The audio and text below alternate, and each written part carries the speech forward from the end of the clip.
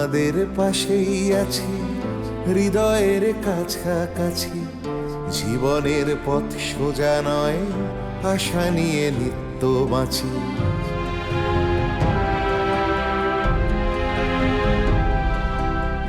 শিক্ষা ছড়িয়ে পড়ুক ভেদাভেদ শূন্য করে, এ বেলা নাই বা জুটুক, ও বেলা জুটতে পারে।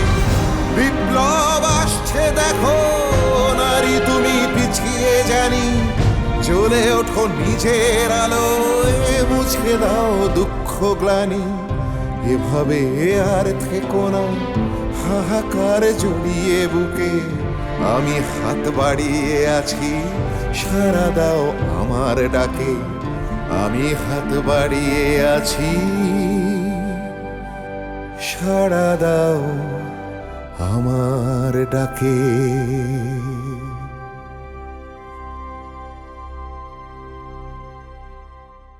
মেয়ে জামাই আসছে, বাচ্চাটা সুস্থ হয়ে গেছে, এর চেয়ে বড় খুশির খবর আর কি হতে পারে বল? তা গুল আসছে না বাবা? কি জানি না। সুলতানের মেজাজ মসজিদ তো কোনো ঠিক নেই।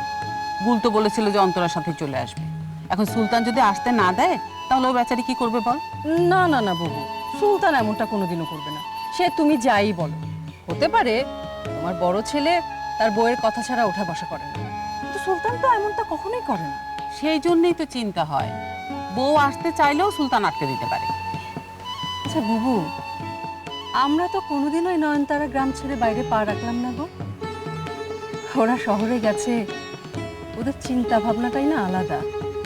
দেখো একেবারে শহুরে বিবি বনে যাবে। না, আমার মেজ বৌমা ওরকম হবে। বড় বড় কথা বাদ দে, ও তো নিজেকে মেম সাহেব মনে করে। এই গ্রামটা বাজে, নোংরা, ধুলো, এই জন্য আসে না। কিন্তু আমার মেজ বৌমা কোনোদিনও এমন কথা বলবে না। একটা ছেলে কোলে এলে দেখবে বাবু, মনটা বসে যাবে। তখন সুলতান চাইলেও নিয়ে যেতে পারবে না শহরে। একদম ঠিক কথা বলেছিস, কিন্তু আগে আসুক তো। শোন, তোর সাথে তো গুলের ভালোই ঠাট্টা মশকরার সম্পর্ক আছে। আমি তো আর সব কিছু বলতে পারি না।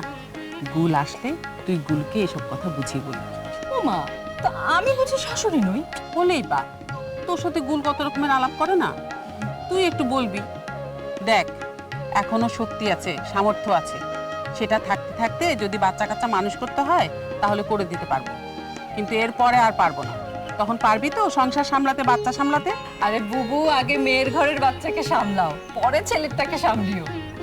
তবে যাই বলো বুবু, আমার মনটা ভারী ছটফট করছে বাচ্চাটার মুখটা দেখার জন্য। আরে চাঁদপানা মুখে ডাক্তার নেই তো বুবু? একদম কোনো দাগ নেই। আমার নাতি একদম রাজপুত্রের মতন দেখতে হয়েছে। এই যা, আবার নজর দিয়ে ফেললাম না তো। আসুক, তাড়াতাড়ি একটা তাবিজ পরিয়ে দিতে হবে। বুবু, তুমি তো তোমার নাতের চিন্তা করে অস্থির হয়ে উঠলে। আরে বেলা তো হলো, চলো চলো একটু রান্নাঘরের দিকে যাই। চলো চলো চলো চল।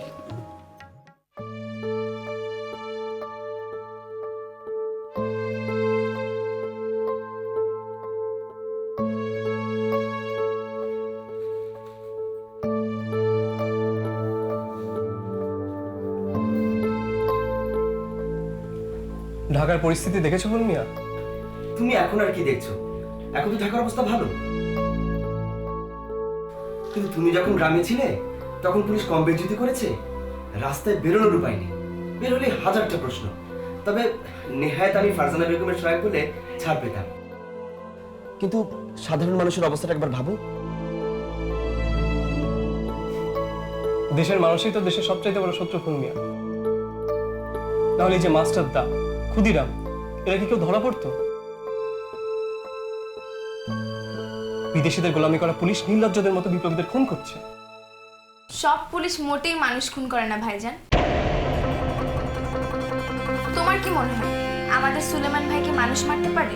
মারতে না পারলেও প্রতিবাদ তো করে না, শির দ্বারাটা নুইয়ে থাকে।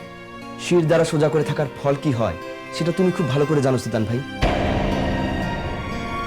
কেন, কি হয়েছিল? না না, তেমন কিছু না। ওই এক পুলিশের সাথে আমার একটা ঝামেলা হয়েছিল। আমার খুব খারাপ লাগছে, একই শহরে থেকেও ভাইজানের সঙ্গে একদিনও দেখা হলো না। আচ্ছা, ভাইজান কয়দিন তোর খবরটা নিয়েছে বলতো? এই যে তোর ছেলে এত বড় অপারেশনটা হলো, কই একদিন খবর নিয়েছে? সেটা যেমন ঠিক তেমনি আমরাও কিন্তু বলিনি কবে অপারেশন, আমাদের বাসা কোথায়, সে কিছুই জানে না। শোনো মিয়া, পুলিশ চাইলেই না সব ঠিকানা বের করতে পারে। আর তাছাড়া আমরা তো কেউ আত্মগোপন করে নেই, আর্মি হাসপাতাল খোঁজ নিলেই পারতো। যাকে আমরা ওনার খোঁজ নেইনি, উনিও তো নেননি। উনি গুরুজন, ওনার আড়ালে এভাবে সমালোচনা করা তো ঠিক না। ও তাহলে শব্দ সকল আমার শিষ্টতা জ্ঞান নেই। দেখেছো তোমার ভাই কি কথা কি মানে করে? উফ, তোমরা দুজন এখন থামবে? যাওয়ার দিনটা কবে ঠিক হলো বলো তো? এই তো সামনের সপ্তাহে। আমি দিন শতকে ছুটি নিয়েছি। আচ্ছা সুলতান ভাই, ছুটির দরখাস্ত করেছো তো? করেছি, তবে এখন মনে হচ্ছে না করলে ভালো হতো। আমার যাওয়ার দরকারটা কি? ভাইজান, তুমি না বড্ড ছেলে মানুষ, কথায় কথায় খালি রাগ করো। আমরা সবাই একসঙ্গে যাব, তুমি না গেলে চলবেই না। আব্বা আম্মা কত খুশি হবে বলো। তবে আমরা কিন্তু বেশি দিন থাকবো না, তখন কিন্তু জোরাজুরি করবে না। 7 দিন বাদে তোমাদের রেখে আমরা ফিরে আসবো। আবার সেই হাত পুড়িয়ে রান্না, কিন্তু অবাধ স্বাধীনতা। কি বলো ভাইজান? হ্যাঁ, তা তো বটে। কাছে বউ না থাকলে তো তোমাদের দুজনের পাখা গজায়। সে কি আমি জানি না? শহরের হাওয়া লেগেছে তোমাদের দুজনের গায়ে। আচ্ছা জাগি, যে যে জিনিসগুলো কিনতে বলেছিলাম সেগুলো আজকে কিনে নিও, আর তো সময় পাবে না। ভাবি, তুমি ভাইজানকে ফর্দ ধরিয়ে দিয়েছো তো? দিয়েছি, কি কি কিনবে জানি না। ওটা ফর্দ না কাগজ কলে গুটানো কাগজ? বাপ রে বাপ, শেষই হতে চায় না। ওগুলো সব কিনতে গেলে আমার পকেটে করে ফাঁকা হয়ে যাবে। গেলে যাবে, বউয়ের আবদার বলে কথা। সব কিন্তু কিনে আনবে ভাইজান, নইলে কিন্তু আমি ভাবির হয়ে ঝগড়া করবো। আচ্ছা আচ্ছা বাবা, আচ্ছা আমি সব কিনে আনবো। এখন খুশি তো?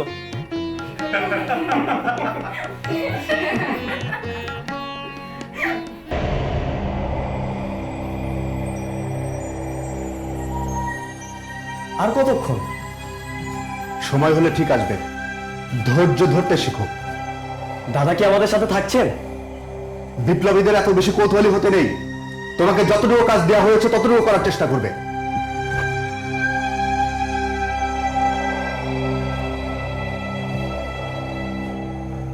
এই তো সুবিমলদা এসে গেছে। আয় ভেতরে। এই তো সুবিমলদা এসে গেছে। দুঃখিত, আমার আসতে একটু বিলম্ব হয়ে গেল। আসলে চারদিক থেকে পুলিশের লোক আমার পেছনে দাঁড়া করছে, তাই আমার আসতে একটু বিলম্ব হয়ে গেল। তোমরা কিছু মনে করো না ভাই। আমরা আপনার কথা শোনার জন্য অন্তকাল অপেক্ষা করতে পারবো সুবিমলদা। আমি জানি কি আশ্চর্য কাণ্ড। দেখো, এই দেশ আমাদের মা, এই দেশ আমার জন্মভূমি, অথচ এই দেশে আমরা স্বাধীনভাবে চলাচল করতে পারি না। আমাকে আমার এই বন্ধুদের সঙ্গে, আমার এই সাথীদের সঙ্গে দেখা করতে হয় রাতের অন্ধকারে, পালিয়ে, গোপনে গোপনে। আমাদের কি অপরাধ? এই দেশটাকে আমরা ভালোবাসি, এই দেশটাকে আমরা নিজের মায়ের মতন করে শ্রদ্ধা করি। আর বিদেশি শাসক আমার এই দেশ মায়ের বুকের উপরে বসে প্রতিনিয়ত তাকে লাঞ্ছনা করছে, বঞ্চনা করছে, অপমান করছে, লুণ্ঠন করছে। আমাদের কি অপরাধ? ওই ব্রিটিশ শাসকদেরকে আমরা এখন এই দেশ থেকে তাড়াতে চেষ্টা করছি। আমরা একদিন সফল হবেই দাদা। ব্রিটিশ পুলিশ যতই আমাদের অত্যাচার করুক, ফাঁসিতে ঝুলাক, জয় আমাদের হবে। সাবাস! এই দৃঢ় প্রত্যয় আমাদের প্রত্যেকের থাকতে হবে, এই দৃঢ় সংকল্প আমাদের প্রত্যেকের থাকতে হবে। মনে রেখো, আমাদের এই যে বলিদান, এই বলিদান কোনোদিন ব্যর্থ হতে পারে না। শুধু আমাদের দেশে নয়, সমগ্র বিশ্বে ওই ব্রিটিশ শাসকদের গদি আজ ডালমাটা। জার্মানি হিটলারের নেতৃত্বে আর ইতালি মুসোলিনির নেতৃত্বে ক্রমশ শক্তিশালী হয়ে উঠছে। সমগ্র বিশ্বে ফ্যাসিস্টদের সঙ্গে সন্ত্রাসবাদের সংঘাত একটু একটু করে দাঁড়া পাচ্ছে। আর এদিকে আমাদের দেশে হরিপুরে সুভাষচন্দ্র বসু জনগণের বিপুল ভোটে কংগ্রেসের সভাপতি নির্বাচিত হয়েছে। আশা করি আবেদন নিবেদন নীতি আর অসহযোগের পথ ছেড়ে কংগ্রেসের আন্দোলন আরো তীব্র থেকে তীব্রতর হবে। আর এই সময় সশস্ত্র বিপ্লবের পথে ওই ব্রিটিশ শাসকদের আমরা একটা চূড়ান্ত ধাক্কা দেব। আমরা প্রস্তুত, আপনি আদেশ করুন। সময় এলে ঠিকই তোমাদের টাকা হবে। আসলে দেশ মায়ের জন্য নিজেকে উৎসর্গ করবার সুযোগ কজনই পায় বলো, বলো ভাই। আমরা ছটফট করছি সেই দিনটির জন্য। তোমরা গোপনে দলের কাজ যেভাবে করছো সেভাবে সেই গোপনে কাজ করে যাও। মনে রেখো, কেউ যেন কোনো অবস্থাতেই তোমাদেরকে সন্দেহ করতে না পারে, তাহলে কিন্তু সর্বনাশ, আমাদের সমস্ত পরিকল্পনা একেবারে ভেস্তে যাবে। এসো, এবার আমরা অগ্নিমন্ত্রে দীক্ষা লাভ করি। মনে রেখো, দেশের কাজে গোপনীয়তা রক্ষা করবে। কোনোভাবেই দেশের গোপনীয়তা ফাঁস করা যাবে না। দেশের কাজে প্রয়োজনে নিজের জানটাকে উৎসর্গ করে দেবে, কিন্তু কখনোই কোনো অবস্থাতেই তিল পরিমাণ দেশের সঙ্গে বেইমানি করবে না। বলো, বেইমানি করবে না?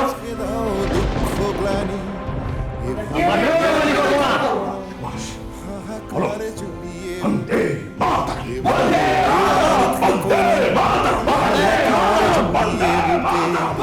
আমি হাত বাড়িয়ে আছি, সারা দাও আমার। এটা তোমাদের জন্য। অনেকটা পথ যাবে, খিদে পাবে তো। স্টিমারে আবার খালি পেটে উঠলে তোমার নাকি পেটগুলো শুনেছি। এই খবরটা আপনিও পেয়ে গেছেন?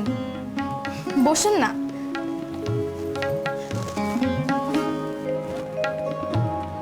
সেই কথাই তো শুনতে হয় সারাদিন। অ্যাটর্নি অফিসে বসে কেস ফাইল মামলা এসব নিয়ে তো আর কথা বলে না মিয়া সাহেব, সারাক্ষণ বইয়ের প্রশংসাই করতে থাকে। আচ্ছা, আপনি শাসন করতে পারেন না? অফিসে তো কাজের জায়গা নাকি? সেখানে বসে বসে বানিয়ে বানিয়ে বইয়ের নামে সুখ্যাতি করা কেন? আরে না, আমি সেরকম কিছু বলিনি। তুমি ম্যাডামকে এখানে এইরকম দেখছো, অফিসে আমরা সবাই তটস্থ হয়ে থাকি। কি বললে মিয়া? আমি বদমেজাজি, রাগী? না না, আমি সেরকম কিছু বলিনি ম্যাডাম। বলনি আবার কি? এই তো বললে। তোমরা কাজে ভুল করবে আর আমি তোমাদের কিছু বলবো না?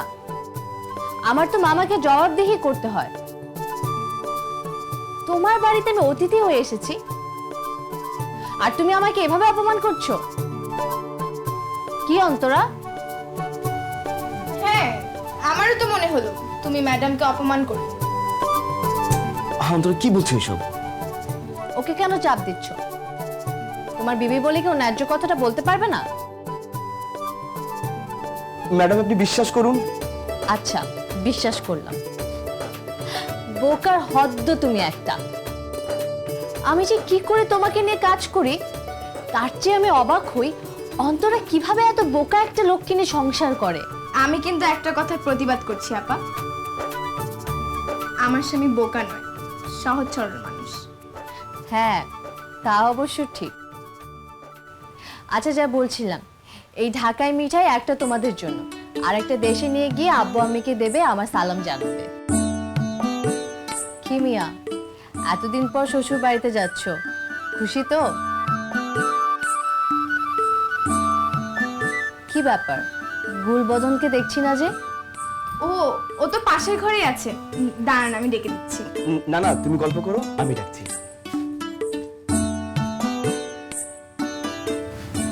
এই তো ভাবি এসে গেছে। ছেলে ঘুমিয়েছে?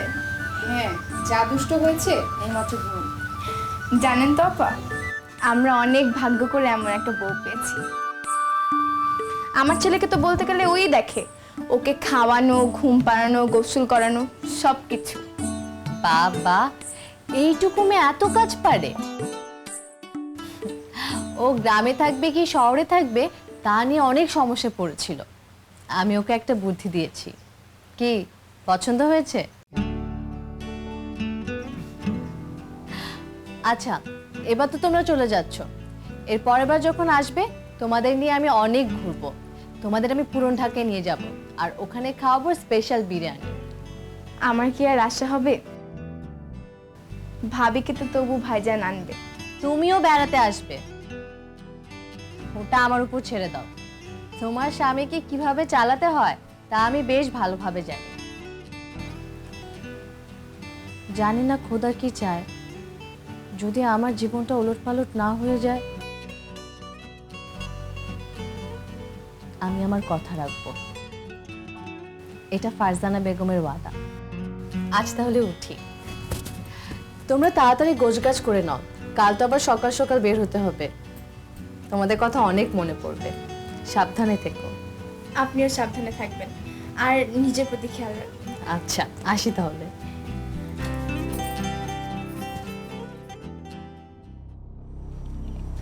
কর্তা কিরে এসেছিস? থাক, হাতের কাজগুলো একটু সেরে নেই। কর্তা আজকে বেশি সময় বসতে পারবো না, আমার ওই যে ছোট শালির ছেলেটা একটু বাড়িতে দিয়ে আসতে হইব। কেন রে? এই তো ছেলেটা এলো সেদিন, তো ওর খালার বাড়িতে একটু বেড়াবে না? আপনি সারাদিন মনে হয় কর্তা বাড়ির বাইরে পা ফেলান নাই, এই জন্য কিছু জানেন না। না তা রাখিনি, সকাল থেকেই তো ওষুধ তৈরি করছি। কেন, হয়েছেটা কি? গ্রামে নাকি বিপ্লবীরা সভা করছে।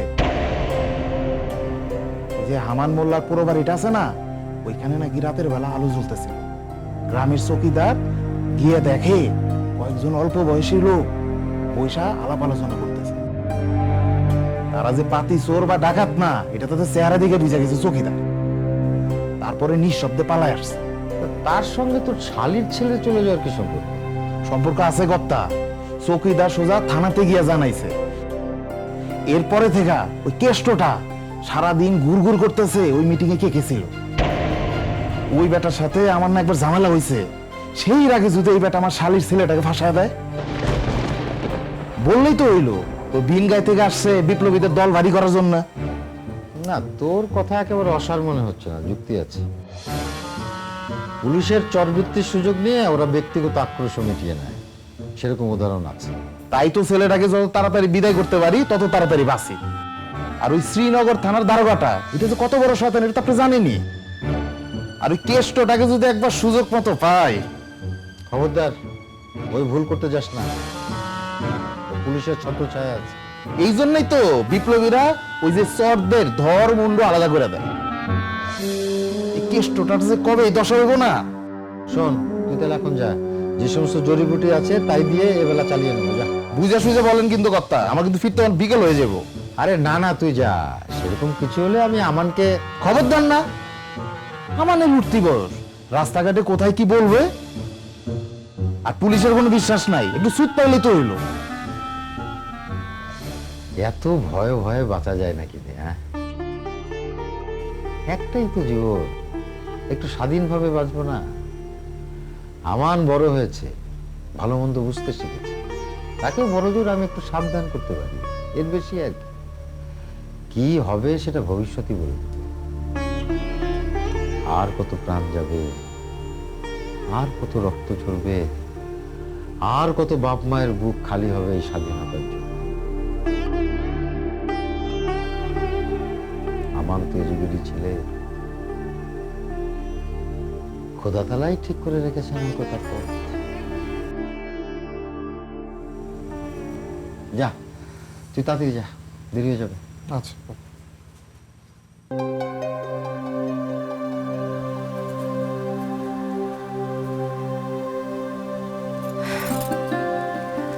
কি ব্যাপার, শুয়ে পড়লে যে? পান খাবে না? সকালবেলা এমন পান খাইয়েছিলে তাতে আমার মুখটাই পুড়ে গেছে। ওটা আমার পান সাজাবার দোষ নয়, পান তো আমি রোজই সাজাই। তুমি আমাকে যে উঠতে বসতে কথা শোনাও, এজন্য আল্লাহ পাক তোমাকে শাস্তি দিয়েছে। আমি কি এমনি এমনি কথা শোনাই, নাকি রোজ রোজ অশান্তি করতে ঝগড়া করতে আমার ভালো লাগে? আমি বুঝি দোষই করি? আমার কোনো গুণ তোমার চোখে পড়ে না? না, আমি না হয় খারাপ, কিন্তু তোমার ভাই বোনরা তো ভালো। কই, তারা তো একদিনের জন্য তোমার বাসায় এলো না, এতদিন হলো ঢাকায় আছে, অথচ কেন আসবে? তুমি আমার ভাইকে জামাইকে অপমান করে তাড়িয়ে দেবে, তারপরেও তারা আসবে? তাদের শরীরে তো মানুষের চামড়া আছে নাকি? বললাম তো, আমি না হয় খারাপ, ঝগড়াটে, হিংসুটে, দরজা, কিন্তু তুমি তো তাদের বড় ভাই, তুমি তো ভালো মানুষ। তোমার বাসায় এলো একদিনের জন্য, বাচ্চাটার অপারেশন হলো, আমাদের জানিয়েছে। আমিও কি বড় ভাই হিসেবে তাদের খোঁজ দিয়েছি? গেলেই পারতে, তোমাকে কি আমি বাধা দিয়েছি? জানি কেন জানো? ভয়ে, লজ্জা। হ্যাঁ, তোমার জন্য। কারণ ওদের বাড়িতে গেলে আমারও একদিন ওদেরকে দাওয়াত দিয়ে খাওয়াতে হতো, আর তুমি অশান্তি করতে। তাই বাধ্য হয়ে আমি অশান্তি এড়াতে ওদেরকে আমি এড়িয়ে গেলাম। একদিক দিয়ে ভালোই হলো, এত লোকের রান্না আমি একা করতে পারতাম না, আমার শরীর ভালো না। তুমি কি পারো বলো তো?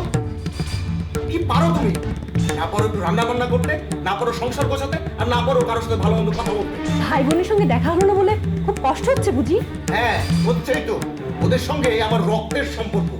আর আমি আমি তো তোমার শাদি করাবো। আমার মান অপমান কি তোমার গায়ে লাগে না? সব দোষ কি আমার একার?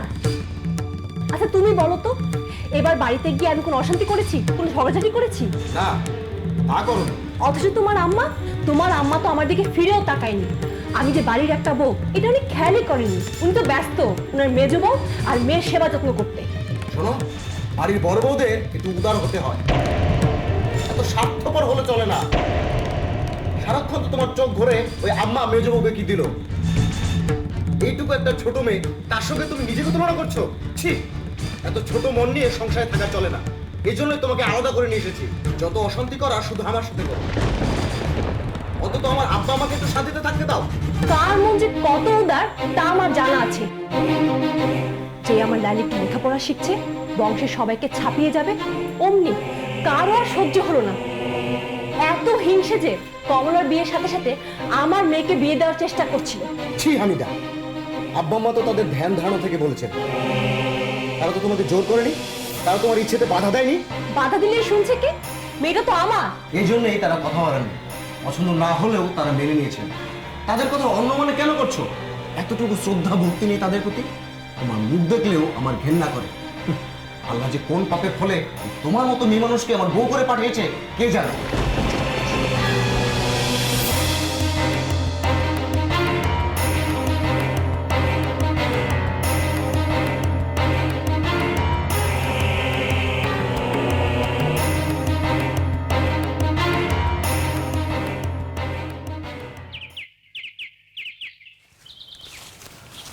তো শালির ছেলেটাকে পৌঁছে দিয়ে এসেছিস? জি কর্তা, এইবার আর কেউ ফাঁসাইতে পারবো না। আর এই কেষ্ট বেটা এবার যদি কিছু জিজ্ঞেস করে, বাস দেওয়ার মাথা আমি 2 খণ্ড করে ফেলাম। তাই না? আর তোর বউ বিধবা হয়ে ভিক্ষে করে বেড়াক, ছেলেমেয়েরা এতিম হয়ে রাস্তা রাস্তা ঘুরুক, এটা চাস তুই? না তা না, কিন্তু আমার বউ বিধবা হবে কেন?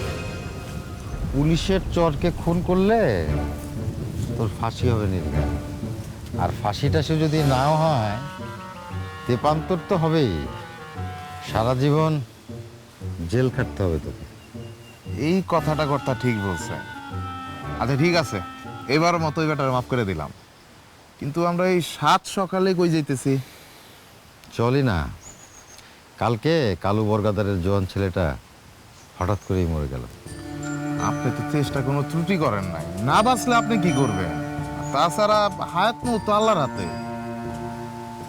তা তো জানি, কিন্তু মন তো মানে না রে। আমার কি মনে হয় জানিস? মনে হয় যে আমার কবিরাজি বিদ্যের পরাজয়। আবার পরক্ষণেই মনে হয় যে মানুষ তো জন্মায় একদিন না একদিন তাকে মরতে হবে বলেই।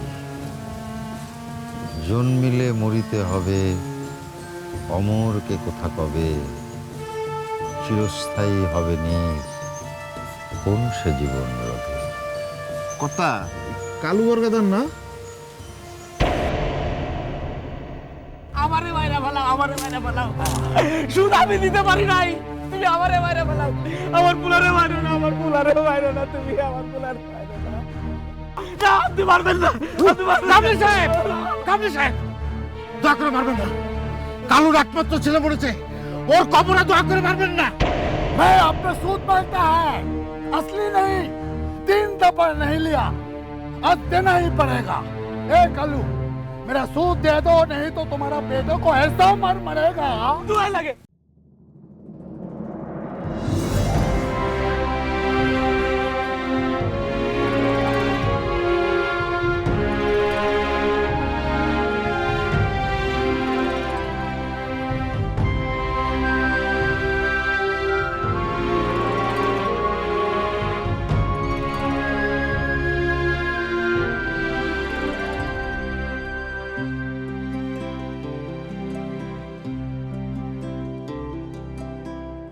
তোমাদের পাশেই আছি, হৃদয়ের কাছাকাছি। জীবনের পথ সোজা নয়, আশা নিয়ে নিত্য বাঁচি।